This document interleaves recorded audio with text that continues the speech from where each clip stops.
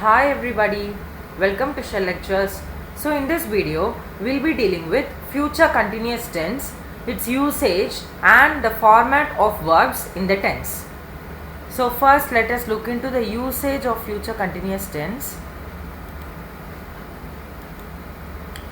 So future continuous tense usage to indicate that a longer action in the future will be interrupted by a shorter action in the future. That is, I'll be watching TV when she arrives tonight. So what will I be doing when she arrives tonight? So me watching TV is being interrupted by she arriving tonight. That's what is meant by this usage. That is, a longer action in the future. That is, watching TV is a longer action which I will be doing, which will be interrupted by her arrival. Okay, so to indicate that a longer action in the future will be interrupted by a shorter action. Okay, I'll be waiting when you come. Okay, so when you come, that is, I will be waiting is the longer process which is going to occur in the future, and he will be coming, he will come. That is also an action which occurs in the future but just shorter than the first one. So both are actually mixed. That is, the second action interrupts the first one.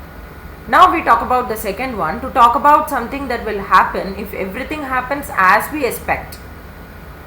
So as per our expectations, if things happen, then we can use this tense to refer to such things. That is, the government will be making a statement later, hopefully. Okay, when we have some hope in whatever we say, we can use future continuous tense. Mostly we'll be using simple future for this, and but if we use simple future, it goes like we are asking for an offer or request or something.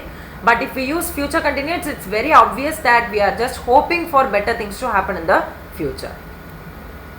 The format of future continuous tenses, the format exactly is subject plus will plus be plus verb plus ing plus object if it's there. If the verb is intransitive, then the object will be absent.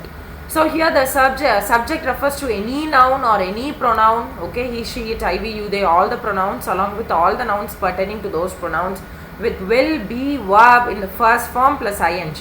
This will give you the format for future continuous tense. How will we write positive?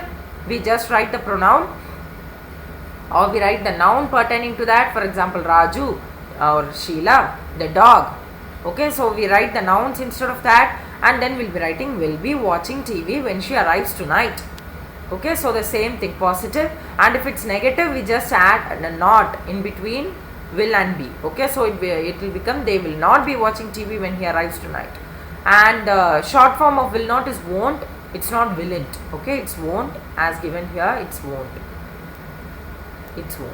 Okay, so this is all about negative forms of future continuous tense. And then we have questions, and under questions we have two kinds of questions. One is yes or no question, and the other is WH question.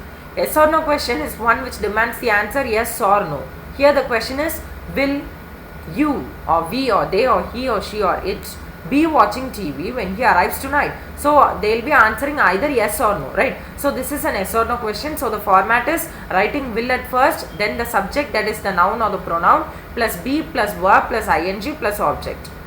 Then the action which will be actually interrupt this longer action. For WH, we have to write the WH word at first, whether it's what or when or where or why or how. Then you write will, then the subject, noun or pronoun, then the be, verb, ing plus object if it's present in the sentence. So this is how future continuous tense shall be used in sentences, and this is how it's used in its verb form along with pronouns. So hope you understood the usage and format of verbs in the future continuous tense pretty well. Subscribe to my channel if you have not done so far. Like and share this video to whomever you know. Thank you so much for watching.